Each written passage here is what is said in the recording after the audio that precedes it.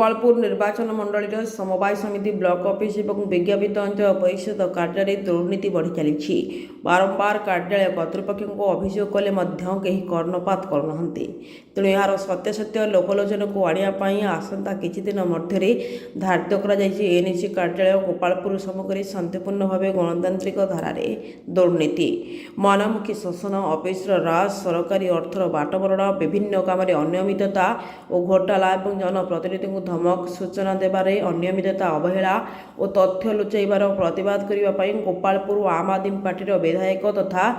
गंजाम जिला युव सभापति श्री नीलकंठ रेड्डी नेतृत्व में गंजाम जिला आम आदमी पार्टी पदाधिकारी और राज्य कार्यकारिणी सदस्य और स्थानीय जनसाधारण को नहीं समस्त समस्या समाधान निमंते धारणा दिया जो समाधान हो पारि नहीं सही पर्यंत सांविधानिक धारा अनुसार सबु प्रकार पंथा अवलंबन हो आगामी दिन में समस्या समाधान जदि न हुए तेबे सबु उच्चस्तरीय कार्यालय तथा जिलापाल कार्यालय सम्मुखें धारणा देवाई प्रस्तुत हेबु। आज सांबादिक सम्मेलन आयोजन मुख्य विषय वस्तु यह ही आपण जरिए खबर प्रचार निमंते आपण मानक अनुरोध करुछु तेणु आपण मानक अनुरोध ठीक समय सम्मेलन में उपस्थित रही खबर प्रसारण क्षेत्र में सहयोग करेंगे। ब्यूरो रिपोर्ट विकल्प समाचार।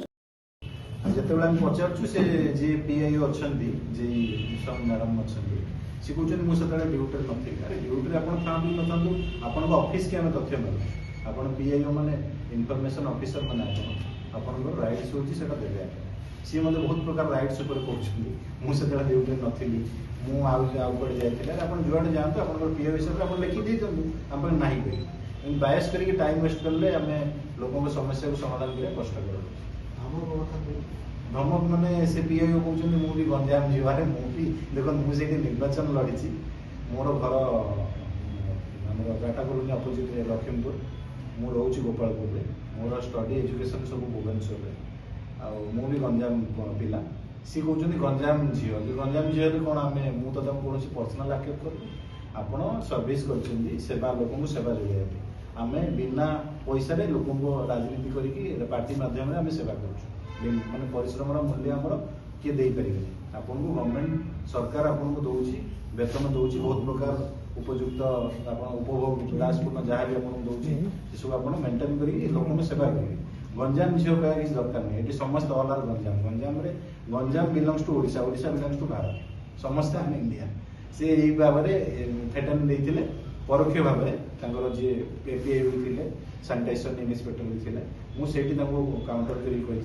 देखो से सब आप कहे जब आप गंजाम झील गंजाम पुओ कहे तो आप चाकरी छाड़ दिखाँ मुझे एम टाइप काउंटर करी आपण माध्यम जनवाई चाहूँगी जे आपण को गवर्नमेंट आप सर्विस कर लोकंर सेवाई गवर्नमेंटर अर्थ विनियोग करके डेवलपमेंट हम आप नजर रखु ये सब पर्सनाल आक्षेप किसी दरकार नहीं पर्सनाल